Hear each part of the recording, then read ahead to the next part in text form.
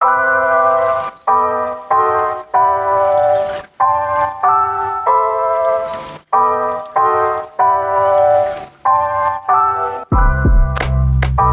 I want to welcome you to this week's, or this couple weeks podcast. What else is new podcast? And I have Ian Parnaby, right? Okay, with Callaway. Now, Ian's a regional rep, regional director, regional sales director with Callaway. Okay. Yep.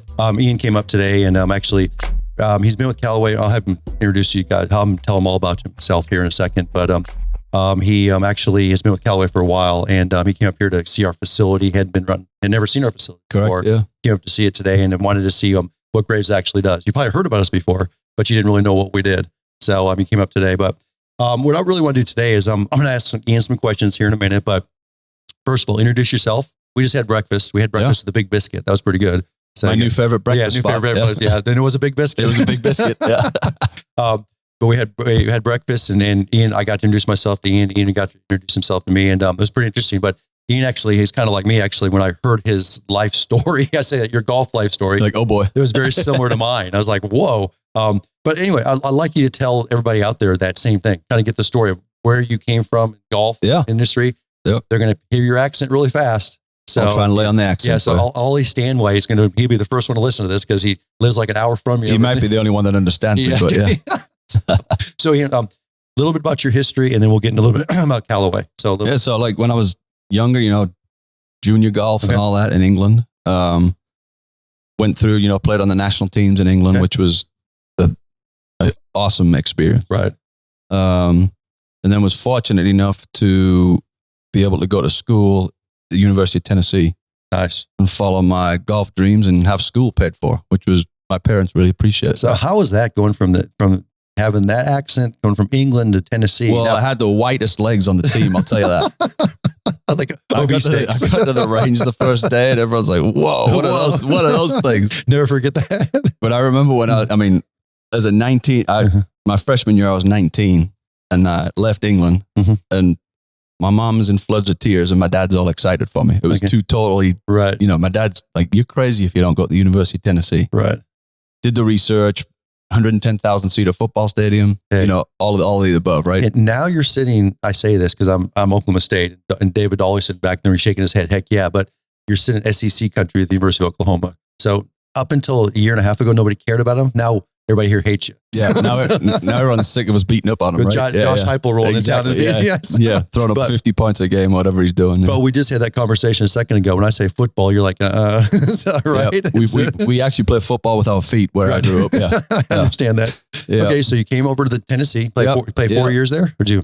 99 to 03. Okay. Had a little bit of success, all SEC, stuff like that. Right. We had some really good teams. There was actually a year when we had 5 kids on the team from Tennessee and 5 kids from England. Really? That was fun. That was cool. Yeah. So you weren't the only one from England. Golf was fun. Social activities were fun. Yeah. I mean, we had a blast. That's awesome. It was an experience that was like, I'll always be grateful for it. Yeah. And man, I wish I could go back and do it again. Yeah, exactly. Yeah. All but the tests. Yeah. All the yeah.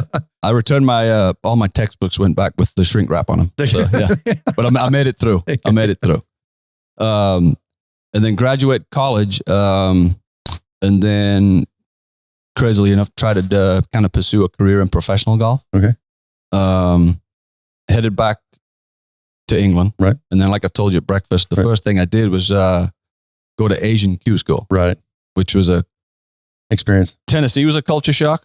Right. I landed in the Atlanta airport. I'd never been on a train in an airport before. Wow. So wow. In Atlanta, like the biggest airport. Then I get to Knoxville, go to the Walmart and buy bed sheets. Okay. The following day I opened up a bank account. I'm like, I don't know what I'm doing here, but I'm here to play golf. Right. So, and then, it was like 2 or 3 week period at Asian Q school. Mm-hmm. Made it through first stage. Nice. I think I missed getting my card by 2-3 shots. Okay. And like I told you, in hindsight, I probably should have stayed. It's time. You were a player. You could play. It's just time. But I was scared to death, right? Yeah. Finances. 100%. Right. A long way from home. Right. So then I headed back to England and started kind of the mini tour stuff over there, which wasn't great at the time. It was called the Euro Pro Tour. Okay. And then tried that for a couple of years on and off and wasn't really going anywhere. And then luckily enough, I reconnected. My wife and I dated in college. Okay. we went our separate ways, but we reconnected, and she was a college golf coach at Tennessee. Wow. Okay. We reconnected when she was recruiting in Wales. We reconnected, fell back in love with each other. Right. You know, it's a big road. I'll tell you that the full story at a different time if you want. Okay. And then just decided that, you know, I wanted to be with her. Right. So moved back to the States. Okay. Then started playing the Hooters Tour. Right. Monday qualifiers, all that stuff. And that was a blast. Now, when you were on the Hooters Tour, because I was on the Hooters Tour for almost 5 years. Yep. I mean, I played full-time 3 years on it. And we had our qualifying. You were there about, I think, 7 or 8 years after I was. We talked about that this morning. When I was on the Hooters Tour in January of every year, or it was like it was early January, they'd have a qualifier for the Hooters Tour. And they'd have, I mean, it was like 200-300 people would come in. And then the top 20 or 30 would get the ace pairings. Mm-hmm. The next 20 would get the B, or the next one would get the next 20 would get the C, and the other ones could go still Monday qualify. Yep.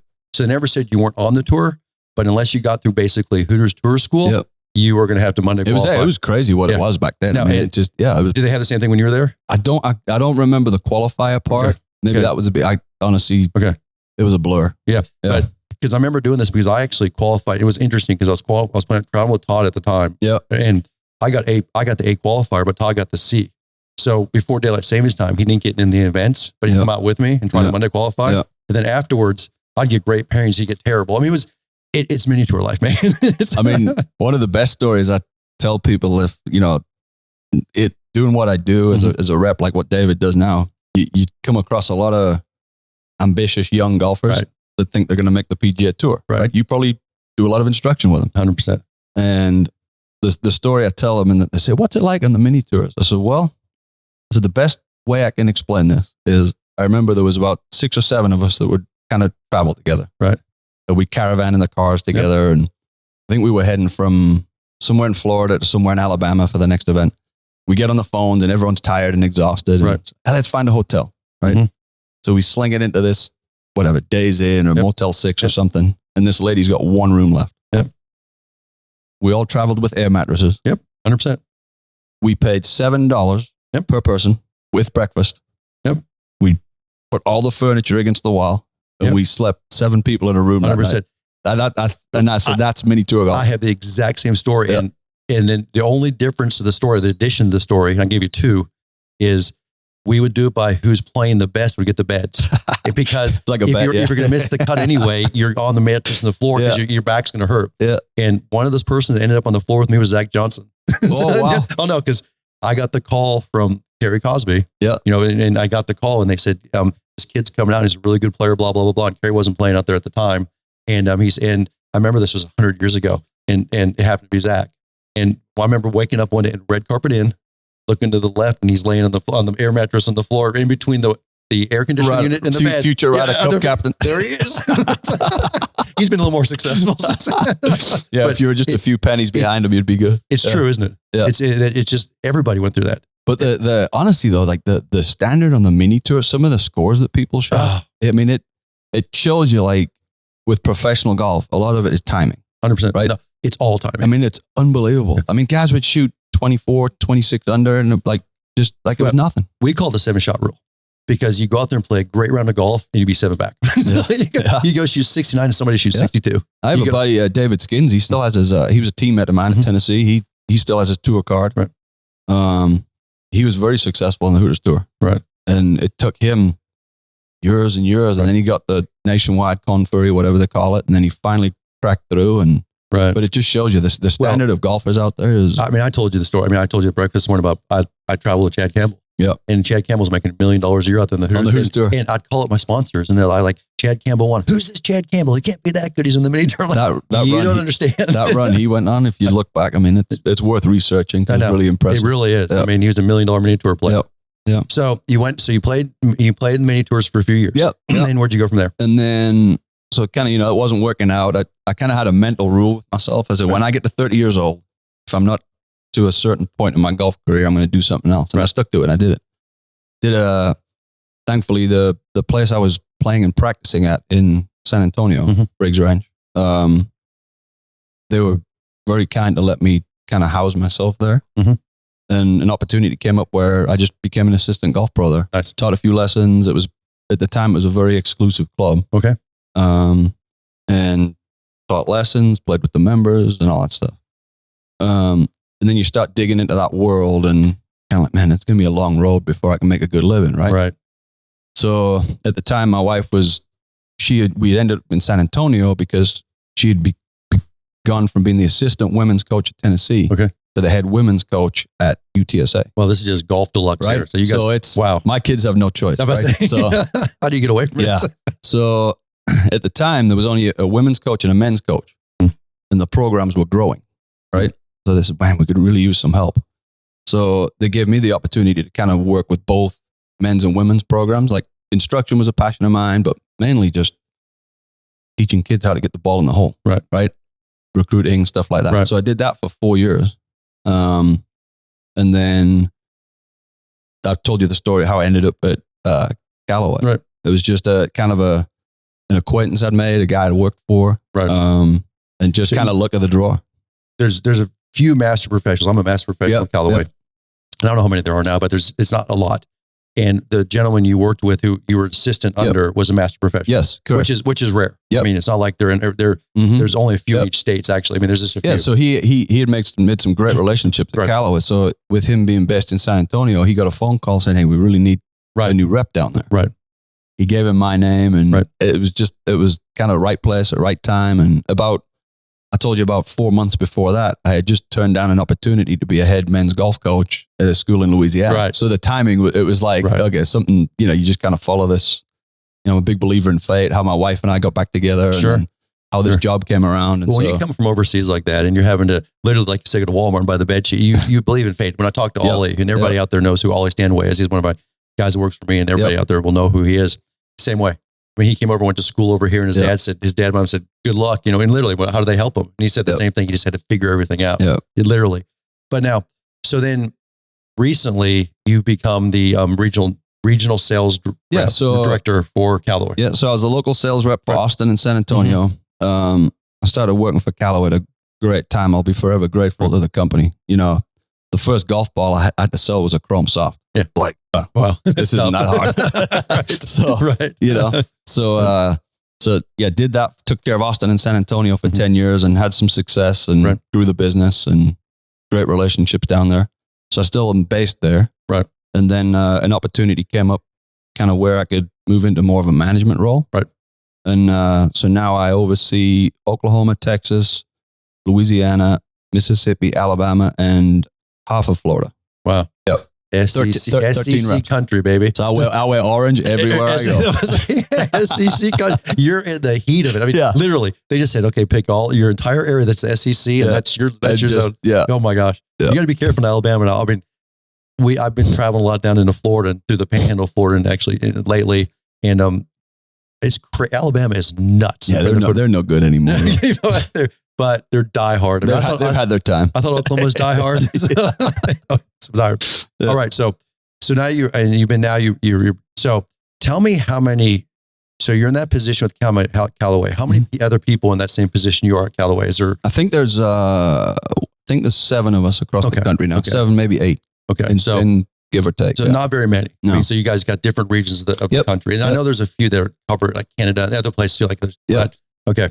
So you understand, Callaway. I mean, I always say if anybody knows Callaway, David Ollie, and we did the past podcast, you guys know Callaway, but you're even that next level up. Okay. So here's a couple of questions for you.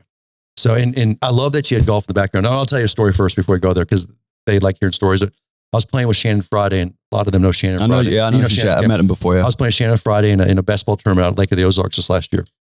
And it's a 3-day event. And one of the days we got paired with a husband and wife. And she was actually from the UK also. That's why I remember the story, but it was really funny. And she was a better golfer than he was. They're 2 assistant pros at courses out of St. Louis. Okay. And they're different courses, but they're both assistant pros for their husband and wife. And I didn't know they were husband and wife till about the 3rd or 4th hole, because they have different last names. But on the 3rd or 4th hole, I realized, okay, they're married. Well, they're playing the round and she's not happy with him. He's not happy with her. She's playing good. He wasn't playing good anyway. And they're talking in about the 15th or 16th hole. And I'm just talking to her, and like you wouldn't be around a golf that's taking 6 hours. And I'm talking to her and I said, how do you guys ever get away from golf? I mean, you're playing in tournaments together. I said, you're talking golf out here. I said, you're both assistant pros. And she goes, you have no idea. And she just like, Just let rip. And I looked at Shane, I go, that's the end of our conversation. He's like, shouldn't have asked that question. It was so funny. And he was missing every putt he's looking at. She was just fired up. Golf will do it to you, all right? But it was just so funny. I mean, I kind of think of you in that because your wife's an assistant coach. You're now with Cal, you've been with guys who've been in golf your whole lives. And all of a sudden, how do you get away from it? You know what I mean? Two children is how you get away from it. There you go. Yeah. Okay. Gotcha. There you go. Gotcha. So if I'm going to ask you this question, number one, I'm going to ask you this. I get, we've got thousands and thousands, tens of thousands of people who, we fit, we work with their fittings. We make sure they're fit for the single plane swing. We've had that conversation and you know what we do. And, but a question we always get is, okay, there's all these differences. We got Callaway, we got Titleist, Cleveland, we got everybody out there. Okay. And one of the questions I get is why Callaway? They come to me and go, why Callaway? And I've been with Callaway for a long time now. And I've always said, and they know this, I say it's because I believe their quality of the product, their technology, product, it's not even close. Yep. It's not even close to the industry. But when I'm saying it, and it almost sounds like a salesperson coming off to them. So whenever I can get the experts in here, like when I had David in here talking or you in here talking, I'm like, let's let them really hear it. Let them really hear it. I think you have to represent this brand. This is your living. This is all you do. Yeah. So tell them why Callaway. I think what I try to never lose sight of is thinking back to like Mr. Callaway, right, and how the company was founded, right. I mean, Callaway hickory sticks. Right. He took it from that, and then you look along the path it went on, and then the first product you think about is probably the Great Big Bertha, right? Yep. So I think back to when I was 16 years old. Mm-hmm. I'm trying to be the best golfer I can be. Mm-hmm. And I go to my mom and dad, say, hey, I really need this. At the time, it was English pounds. Right. I really need this driver. So my mom takes me to the golf store. Right. And at the time, there wasn't really much fitting that went on. No, right? no, actually not. The guy at the store would ask you a couple of questions. You'd be like, this guy's an 8.5. And he's giving you the same club anyway. So, and I remember taking her we're going up to the cash register and she literally went white when the guy told her the cost of this thing. Right. And she looked at me, she said, you really need this? I said, this will make me the best golfer I can ever be. Right. So I just think like, the way the company, I try to always remember that, like what the company's founded on. Right. And then where we've come to, like right now, we're using AI and the guidance of Chip Brewer. Right. You look at just the influence of technologies like the Top Tracer stuff that we're involved in now. And, and you think like the Great Big Bertha Epic driver. Right.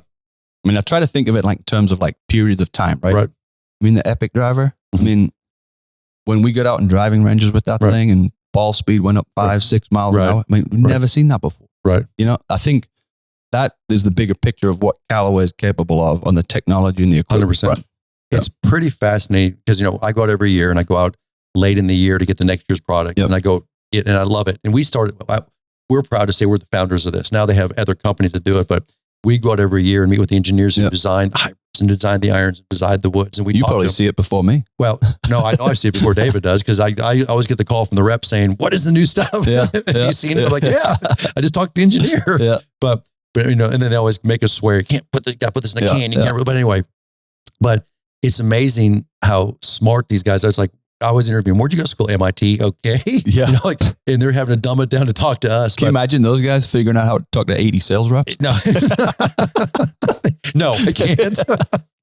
But it's very funny. It's very interesting because number one, you get lost in the technology. Yep. I mean, but you realize then there's no limit to this. I mean, they literally, and I'll give you an example of this. So we went through our different, 12 different stations last year. We went this, and we learned about the irons and the hybrids and the balls. Anyway, okay. And then we have a break for 20 minutes and I'm upstairs. And there's a gentleman there who's an engineer. And we're sitting down on the couch and me and James and him and my media guys are sitting there. And he looks at me and I think James asked the question. He said, so what do you think about the new ball that's going to come out, the limited flight ball for the pros? And this gentleman who's a driver engineer looks at him and goes, you want the real story? And we start laughing. We're like, no, we're out here. He goes, we've already designed a driver that will hit that ball longer than they're hitting the ball now. That's frightening, right? And he goes, we know the specifics of the ball that they're going to design. And we've got that. And we've already put it in our system and we can design a driver that will go longer than what they're hitting the ball now, what they're using now. And we're like, okay, there's no way you can win this battle. Think about what, with this new line of elite product. I mean, the way the product came to where it is now at retail, like when you get into 3D printing prototypes. Yeah, that was the point. I mean, in my head, I'm thinking, okay, they run down to the test center. Right. They test this 3D printed product. Right. Oh, it didn't quite work. Let's go print another one. Right. I mean, whereas before, clubs, like it was a big deal, and some of these companies still use this. Yeah. And we won't name names, but there's some of these companies still send it overseas, get this thing created, and they get to go through 4 or 5 generations a year. Yeah. And I asked the guys at Callaway, they said 70 plus. And was like, and they do it in-house now. And I'm like, are you kidding me? So to like the golfer, like the way I would see that is like, man, this product is literally the best it can be. Right. No, yeah, absolutely. Because of the testing it went through. Absolutely. And the biggest thing that I saw and the thing that excited me, because everybody says, why are you with Callaway? I said 2 reasons or 3 reasons. Number one is the quality of the product and the way they represent it. Okay. The quality. They're not putting cheap shafts in here. They're not putting cheap stuff. They don't do that. Okay. And I've seen too many companies do that. Okay. That's number one. Number 2 is the way they keep up with the technology. Okay. And that literally there's no, you can't find anything out there with higher technology. But the third one that impressed me the most, and this is back to the history of Callaway, real players data.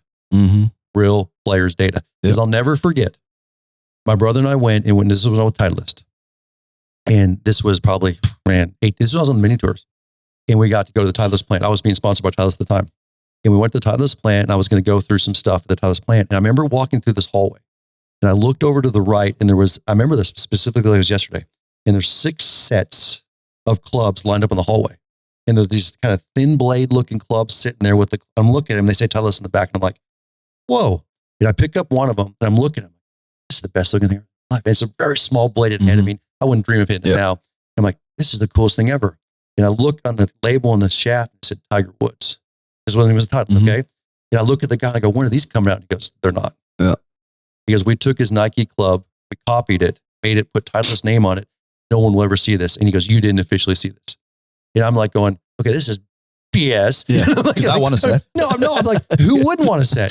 I'm like, this is the stupidest thing ever. Yeah, no, you follow me here. And I'm like, but nobody will see these. It's just because you want the Titleist name. So Titleist to Nike. So guess what? Callaway doesn't.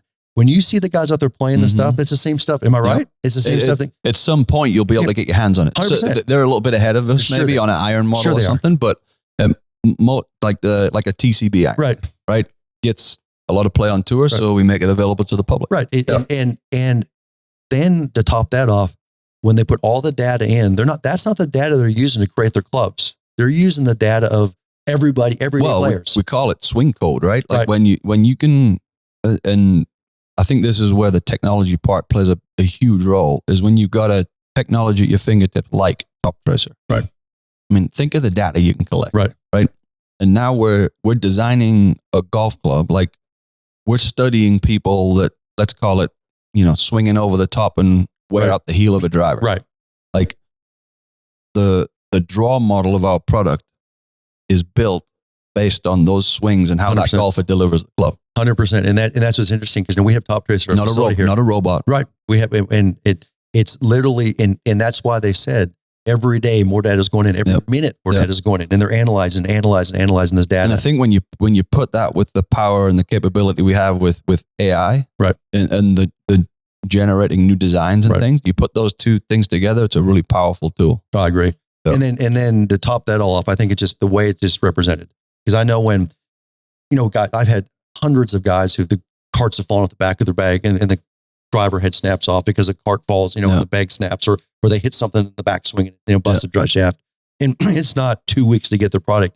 It's replaced basically almost overnight. I mean, it's like a day or 2, they got the new product. I think there's a quote that Mr. Callaway used to use. He said, good ethics is good business. Love it. And it was like, if in our industry, it makes a lot of sense, right? Well, I'm going to tell you the story real quick, because Dog isn't going to believe me. David always sitting back here watching this, but he's our rep. He's not going to believe this. We have a massive trade and trade up program. We literally traded almost $1 million worth of clubs last year in the trade up trade. Yep.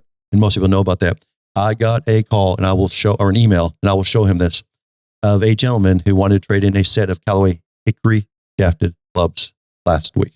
I'll tell the guy I'll buy them from him. First thing I told him, I said, do not trade these in. No.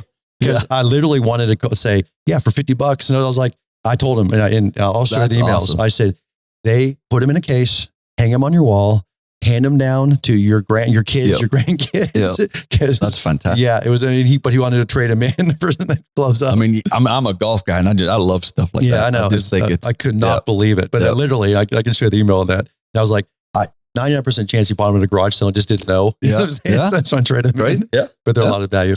So, I appreciate your time here, but you're going to be doing a lot of traveling. Oh, yeah. You've already started a lot of traveling, don't you? Yeah. In SEC country. So talk to him just the last thing here, because this will be the other question, because I love asking you guys this question. A lot of people that we deal with like to trade in their clubs every year. Mm-hmm. They'll call me up in January, February, and I just got hundreds and hundreds of people trading their clubs every year. Tell people what the advantage of that is. I mean, because old golf thought was, you get a set of clubs, you love them, and they last forever, or they last 5, 6, 7 years, or 10 years. You follow me here? I think it probably goes back to like the technology chat, right? I agree. Is when, I mean, we're always striving to make a golf club the best it can be for the golfer. Right. Like that's our goal as a company, right? Right. The end user, we're trying to help the end user enjoy golf more. Right. Right. So and when you say enjoy golf more, so this is their tool they have in their hand. Yep.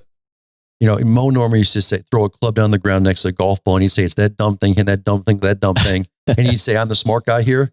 But then he'd say, you're not, I am. It was one of these demos, but it was always dumb, but it was just a tool.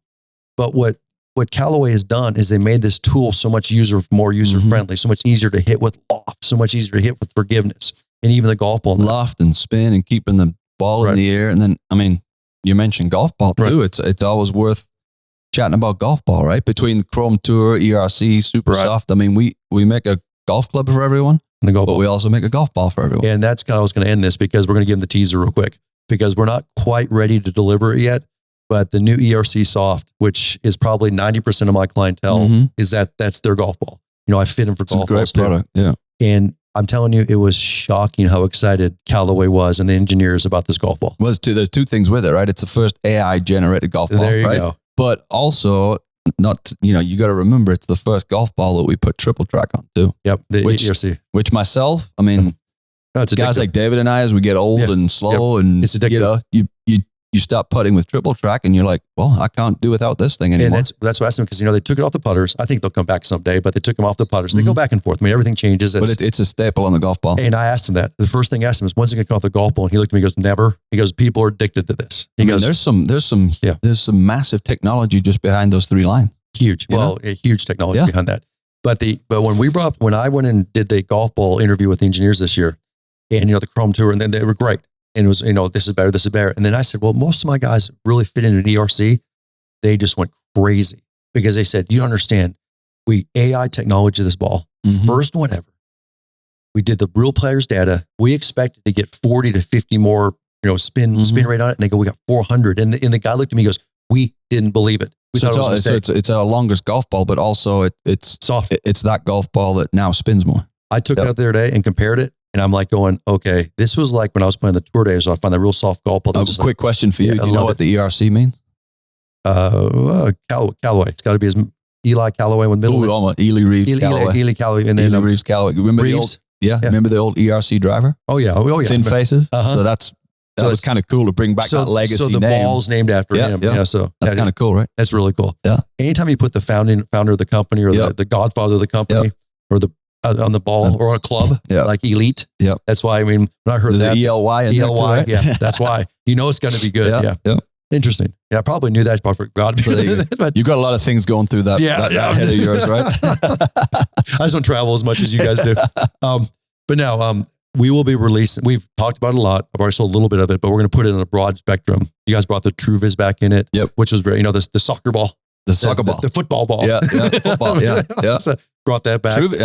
There's another technology advancement, like huge. That came from, I think, Chip chatting with a guy in England, and it's crazy where that technology came. Have you gone out and played with the new ERC yet? Have you got? I know it's just been released. Have you been out? I've played a little bit. We always get when we go to sales meetings, and they're introducing the new product. We get the cool white boxes, the prototypes, I get those. But here's the question. So this is interesting. And this player, you say you don't play much now anymore. We always relate our games to the way we used to be. Yeah. College player, professional player, obviously mini tour player, could have been tour player. Okay. And you're just sitting in the same category we are. I am. You never lose the feel. No. you cannot hit a ball for 6 months and you know the feel. You throw a ball down and you hit it, and it comes out, clicks hard or comes off soft. It can be 2 shots into it and you never lose. Am I right? That's one of the beauties of that golf ball too. That's it. Yeah. So the second I put that new ERC soft in, I was like, whoa, that feels there. I was like, whoa, this is different. Yeah. And it was different. Well, we've all been through it, right? I'll say another company's name, but the old Tour Ballata ball, right? I mean, and that's kind of where, you think about where Super Soft and Chrome Soft and how our golf ball has evolved. Yeah. There's a soft component in there, right? In every product category. So I'm going to give you my last story. Dog's going to crack up on this. David Dahl is going to laugh. He's going to die on this one.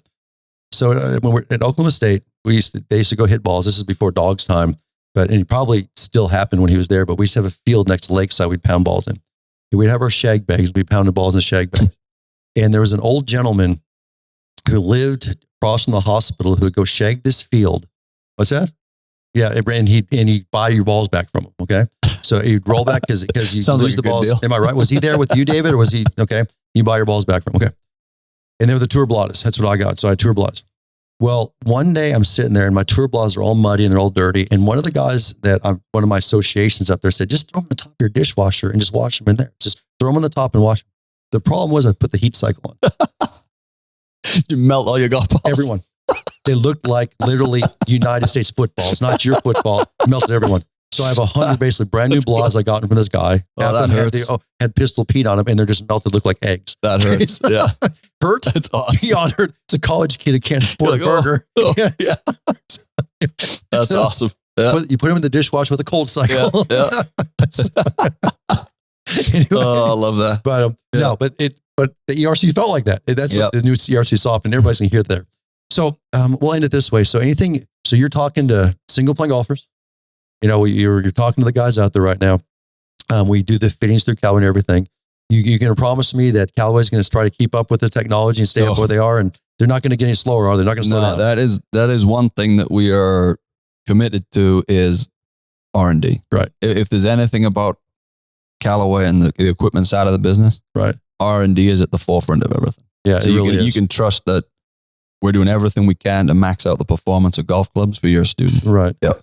No question. Every time somebody asks me, and I get this a lot, they'll say, have you heard about this club? Have you heard about this? Why aren't you trying this? Why aren't you going here? And I go, because they may be kind of popular now. They're not, trust me, the technology's not behind it. But in 2 or 3 years, you won't even know who they are. It's just so true, isn't it? It is, yeah. And Callaway's a staple. It isn't going anywhere. Yeah. It's just not. And it's, being a golf guy, like it's still the favorite part of my job. Yeah. Is when they show us new product. Oh yeah. Like it's still, of course, even doing it for however long, like it's still exciting to them pull the curtain up, put the PowerPoint slide up, whatever it is. Like that's still a big thrill of the business. Right. Yeah. And the last time that happened with me, when you guys invited me out to one of your national conferences, like I think they gave me an award. I don't remember, and Chip Brewer got up on the stage, who's the CEO of Callaway. This is how long ago it was. And he goes, I'm going to show you guys something. This is going to freak you out. He goes, would you ever have seen the day you put a Titleist Pro V up on this huge camera that was yellow? And he goes, would you ever dream there'd be a yellow Titleist? We made them do it. We're made them do it. We're rocking the industry. Everybody in the room, went crazy. This is one of the biggest compliments we ever got. We were wearing these lanyards that lit up and they're all up in yellow. It was awesome. Yeah. And he goes, would you ever see the day they put yellow? Yeah. And he goes, we're rocking the industry. It's true. Yeah. And we're pushing the industry. And I thought it was awesome. So, well, thank you for your time. We'll have to do this again. No, this has been awesome learning about the business, seeing the facility and getting to chat with all your people here. That's awesome. They love this. So they'll love the accent. I know Ollie's sitting there right now going, yes, England. We can really talk real football. No, thank you for having me, and thanks for all you do for Callaway, and thank you to everyone that supports the company. We appreciate you coming in, and safe travels, and hope we see you here real soon. Yeah, we'll do. Thanks. All right.